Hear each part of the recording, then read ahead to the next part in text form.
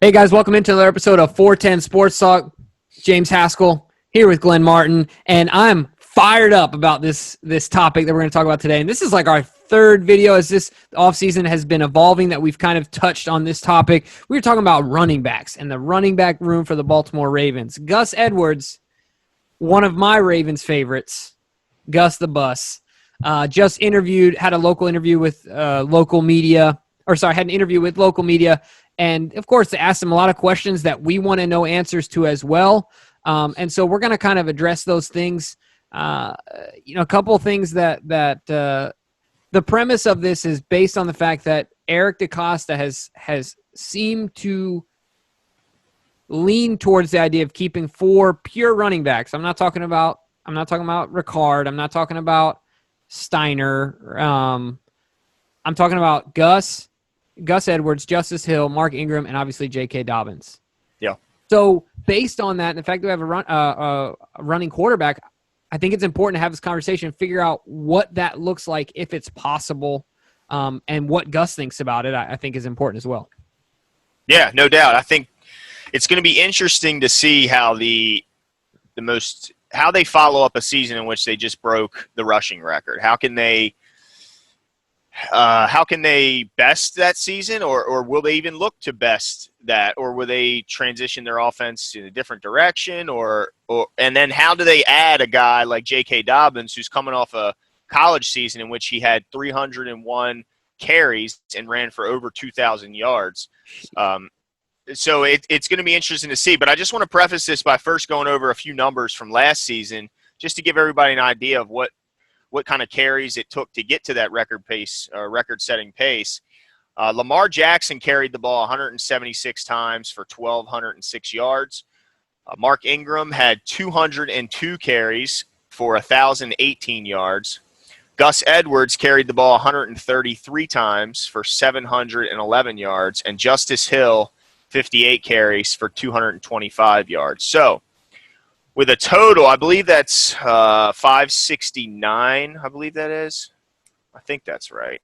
Yep. I can double check, but somewhere around 570 carries between those four guys. And now, look, notice we included Lamar because you can't not include him. He was our leading rusher last season, so he has to be in there, even though he's not a running back.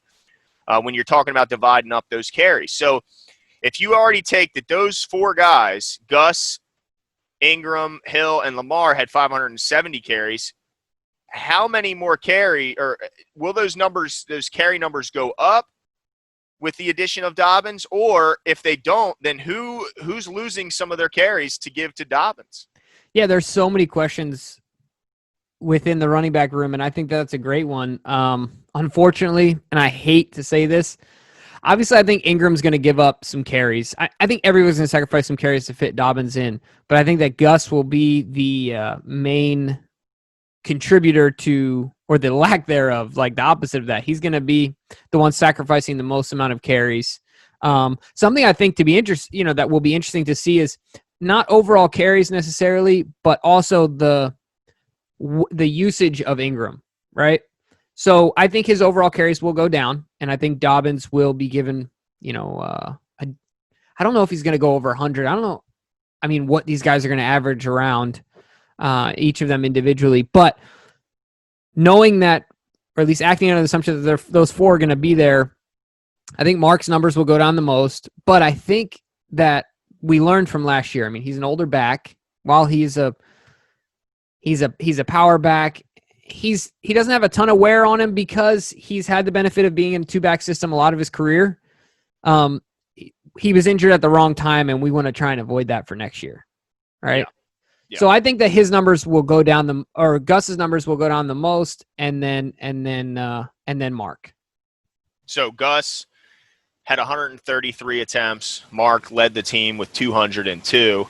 But you still see, to me, when I look at it, I think Dobbins was brought in to directly replace Ingram next season. So they look at him as more of the guy that can be a 3-down running back, more so than they do a guy like Gus, who I think the Ravens view as more of a complimentary back, a guy that it seemingly don't look like they can trust to be in there on passing situations, whether he's asked to pass block or to go out and make a catch.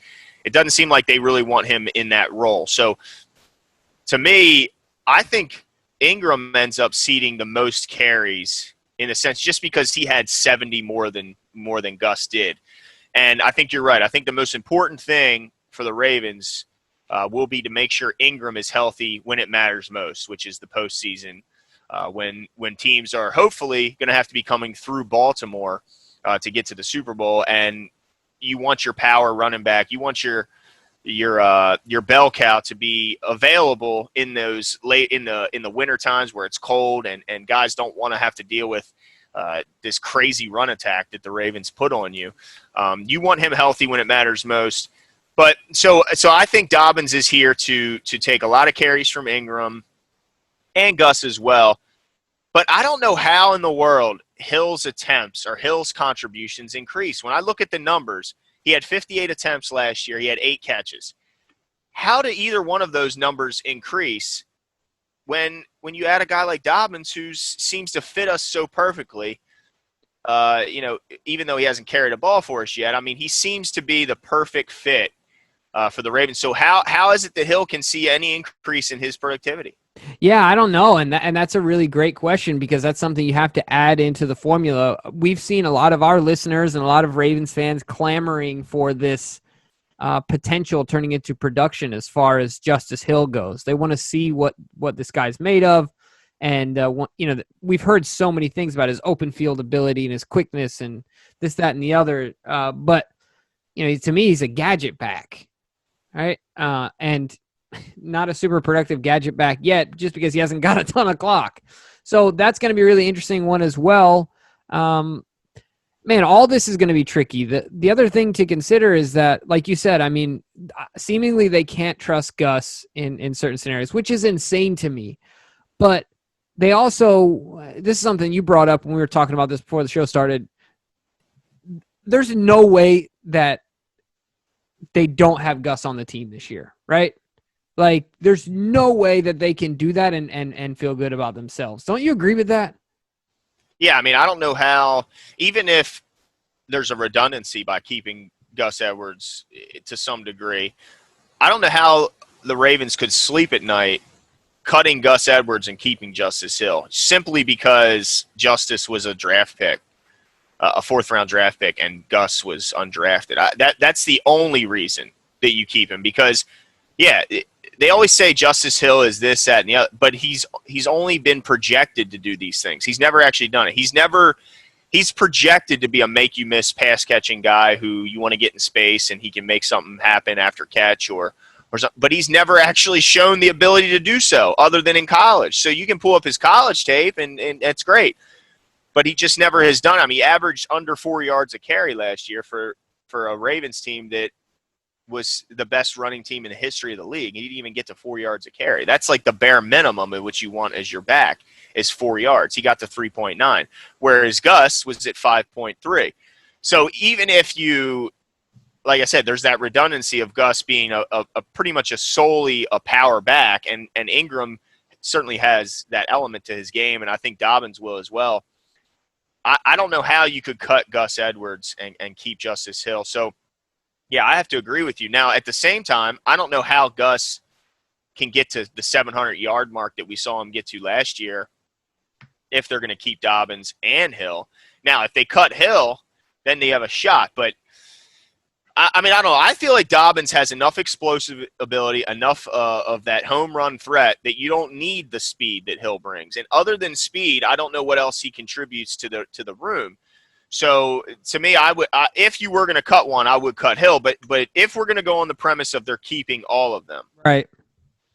To me, the leading rusher in attempts this upcoming season, if you're talking about between those 5 guys with Dobbins, Edwards, Hill, Lamar, and Ingram, I think it's going to be Lamar Jackson as our leading carrier. Wow.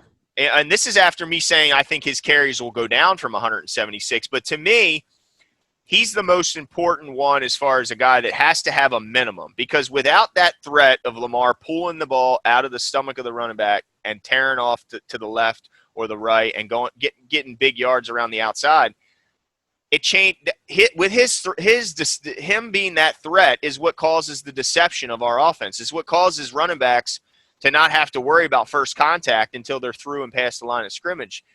That's why Dobbins was brought in to the Ravens, because he's a perfect RPO running back, a guy that saw more than half of his carries in his last season in college come from an RPO type. He's a person who's familiar with that mesh point, a person that has great vision, bursts, and can get upfield. But without Lamar's threat of pulling the ball to the outside, that takes down everyone. It takes that lessens the effectiveness of the offensive line and certainly the effectiveness of all the running backs. So to me, the guy who I think will end up leading the team in carries will actually be in carries and yards. I think will actually be Lamar Jackson. Surprisingly so. Now, I don't think he'll lead in touchdowns. I think the goal line carries will certainly go to, either. I mean, you could really give it to Gus. You could give it to Ingram, and I think you could give it some to Dobbins. But I think as far as carries and yards, Lamar's going to end up being the leader in both categories in 2020. Well, I think that Lamar will have the most yards based on efficiency. Like when he breaks it, he just breaks it, right? But I think that the carries, based on the usage of Ingram, the more calculated usage of Mark Ingram, I think that the carries will go to Dobbins. And look, he's the young guy. He's got to get his feet wet, got to get out there. And we want Ingram ready in the right times. Now, I don't think it's going to be significantly more than Ingram or even Lamar, but I do think he'll get the most amount of carries because look, there's really no, I mean, yeah, there'll be a slight learning curve, but he knows this offense. He's got to learn verbiage and stuff like that, but he knows how to run this. I mean, he can execute this in his sleep. He's the young guy and he'll be learning a lot, but I think that he's going to end up getting not the yards. I think will be Lamar. But I think attempts wise, he'll be slightly above the other guys because Gus isn't out there for as many times, and Ingram we want ready to be in the right. We want him to be ready in the right scenario. So I think they're going to, they learned from last year and they're going to tick back his numbers a little bit. But there was something I wanted to mention as well as far as these four guys go, and I thought it was interesting in the interview with Gus. He came off to me as a guy that is not nervous. He knows what he brings to the table. He has a lot of confidence in his ability.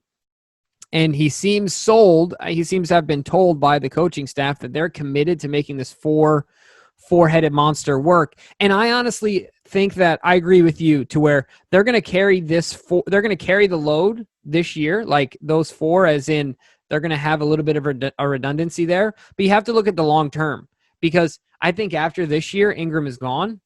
And then, like you said, you got JK, and then you got Gus, and then you got Justice. So just like last year, very similar, just with you've gotten younger and you've gotten cheaper and faster. So, I think that Gus has shown his value such that they cannot let him go and they have to carry the four. I just don't think and I don't think they'll cut a fourth rounder, yet. So that is like you said, that's why I think they're doing it more than anything. But what about, where do you see Gus getting the ball? What do you see what I'm saying? Because he's like, look, I still feel like I'm going to be able to get touches. Of course, he's got to say that. But where do you see it now? This is the other thing. Before you answer, assuming health, Ozzie always talks about where your deepest position can become your thinnest in a moment's notice, right? Yeah. So, but assuming they're all healthy, when do you even see him getting on the field? Yeah, that was a hard one for me because I think just I know that we haven't seen Dobbins in a Ravens uniform yet, but I just feel like he is going to fit our offense so perfectly. He's a faster version of Mark Ingram, really. And I think his receiving abilities are further along than Mark's were when he was coming out of Alabama. So to me, he fits us perfectly. And yeah, at first I think, well, goal line carries, give him to Gus. But you mentioned it off the call. They seem to want to get the ball to Ingram in those situations. And I think part of that is the limitations of Gus in the passing game, because when you see Gus come onto the field, if you're a defensive player or a defensive coordinator, I think your assumption is that he's probably going to run the ball because the Ravens have shown that they don't like him in pass blocking and they don't like to throw him the ball. So when he comes in, it points to the fact that you're probably going to hand him the ball because you don't want him to do anything else. Whereas if Ingram comes in, he caught, I believe, 5 receiving touchdowns or something last year. I'm crazy. Yeah, I mean, he had, coming from a guy who didn't have a ton of touchdowns receiving wise coming into the year, he ended up with 5 receiving touchdowns. So I think he just provides that extra bit of deception, which is key to this offense. It's all about who has the ball. Where we don't know what they're doing, we don't know who's taking it, we don't know. So he just So I think I lead towards Ingram getting him the goal line carry. So I don't know. I guess the only thing I would say is like 3rd and short, 4th and short, because of his unbelievable ability that I think is grossly unnoticed by the league and by a lot of fans. Gus's ability to never lose yards and always fall forward, I think, gets understated a lot. So I think he will be in there in those situations where it's 4th and short, 3rd and short, and big time situations, just because he never gets tackled for a loss. I mean, he's made records of not getting tackled for a loss. So he's great at that. But outside of that, I don't know how he gets close to 133 carries. I'm with you. I don't know how he gets close to 75. You know what I mean? Like, because think about it. If Ingram's gassed, who are you putting in the game? Dobbins. Right. And then if Dobbins is gassed, well, then Ingram's probably good. So I think the main way Gus finds the field is the unfortunate injury. I think that's the way. But I think you're right. If you cut Gus and keep Hill, and then the second quarter of week 1, Ingram tears his Achilles, you better hope that Gus is still out there. But I got news for you. He won't be, because he's shown enough.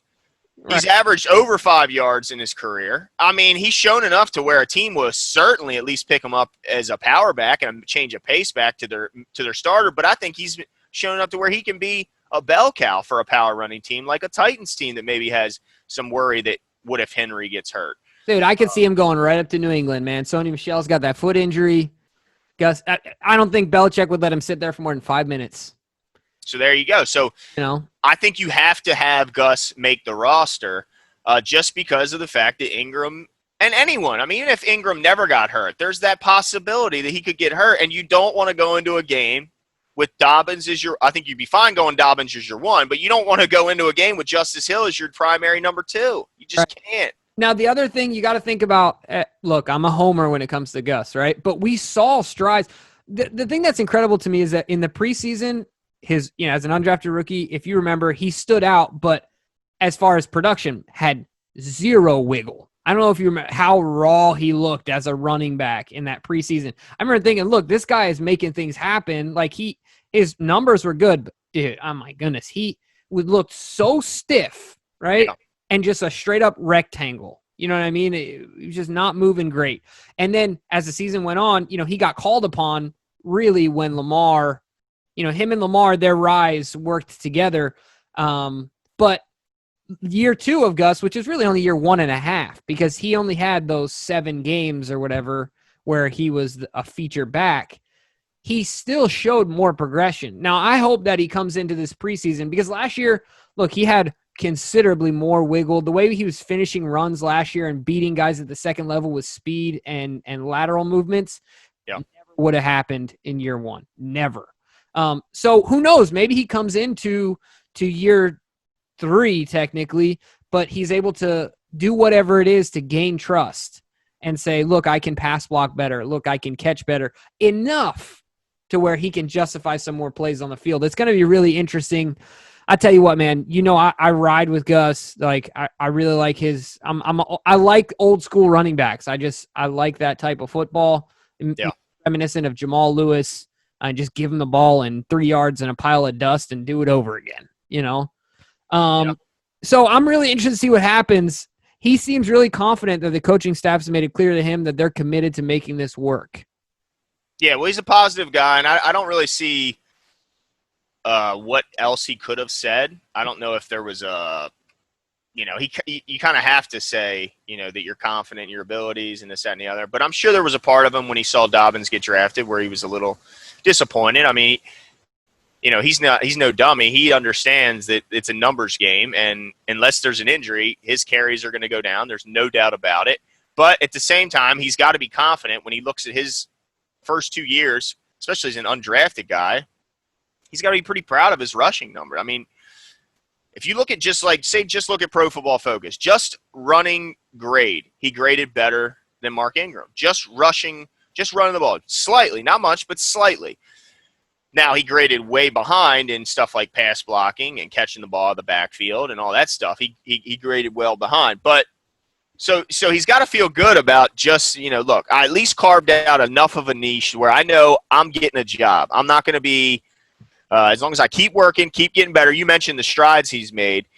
There's no doubt about what he's done, not just to his game, but also to his body. The difference in his body from when we first saw Gus to what we see now is night and day. So I think he's got a shot to certainly make a good career for himself. But yeah, I think Dobbins comes in. I think Dobbins gets at least 150 carries is what I'm going to say his first year, which may sound like a lot when you look at our numbers, but we have to remember he had 301 carries just 1 year ago in college. So he certainly could handle half of that and still do quite well for himself. But I'm looking at Dobbins as being 150, and I think Lamar still just barely squeaks him out and bests him.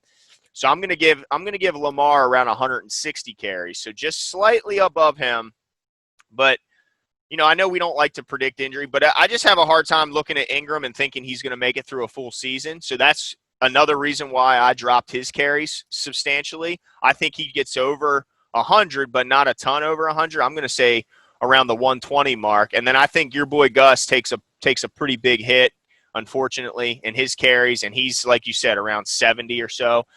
Unless the injuries are a big issue to where Ingram has to miss like substantial time. I'm thinking he might miss a game or two, but if he was to miss a substantial time, his carries would certainly go up and go over 100. But Hill, I just don't know where Hill gets carried. How does Hill get run unless we've sealed it up like we did last year where after 15 games we have nothing left to play for, and maybe he gets 20, 25 carries in that final week. Where does he get carries? I don't know, because why do you ever want him carrying the ball? Ever? Yeah, I mean, if he's running with the ball, I'm going to go, why does Lamar not have it? Why does Ingram not have it? Why does Dobbins? Right. Yeah, because before last year, you could have brought Justice Hill on in certain running situations where speed, was his unique value proposition in comparison to the other backs. Yeah. Dobbins is right there, man. Like, why would you not have him on the field instead of Justice? You know what I mean? I just can't think of a single scenario where it makes sense to have him on the field. So that'll be really interesting. I don't know what's going to happen there. You know what? That brings up a good point. That might be more of an interesting development as the preseason, the season gets closer, where he gets on the field in comparison to where Gus gets on the field, because Gus has done more to carve out his niche, like you said, much more. So at least we know there's scenarios where it makes sense to have Gus on the field. But I don't know if there's a legitimate scenario for Justice Hill right now. So it's going to be really interesting. Glenn, I know that, we've been talking about the four backs, but I have one final question for you here. How convinced are you that those statements that Gus said, the commitment that he's been given from the coaching staff, will be the actual case in week one? Are we going to have four backs dressed? I'm talking pure running backs, those four: Hill, Ingram, Edwards, Dobbins. Will they all four be on the active roster? Wow, that's such a tough question, because for maybe 31 other teams in the NFL, I would say no chance. But the Ravens are so unique with their style of play that it makes you pause. But I'll say this. I think the only way all four make the team is if Hill's contribution to special teams make it to where they can't cut him, because, he's proven himself to be so valuable as our kick returner. Or he's somehow proven himself to be a valuable punt returner, even though I don't even think that. I think he's got a shot at maybe contributing as a kick returner. I really don't think he has much of a shot as a punt returner. So, to me, the only chance he makes that all four make the team is if we have no other options as a kick returner, and we feel that not only is he an option, but Hill is a what word am I looking for? Like, he's not just an option at kick returner, but he's an asset at kick return. Right. He's a guy that we feel like sets us up in good field position, a guy that can really help in But he only averaged an 18.9 kick return average last year, and he didn't catch a single punt. So I don't think he can even be considered as a punt returner, or the Ravens would have tried him at that last year. So unless he is just incredible at kick returning in camp and in a preseason, no, I don't think that they'll carry 4 running backs. I honestly don't. I think even though this is a team that runs more than anyone, they barely had enough carries to go around for 3 last year, with Hill only getting 50.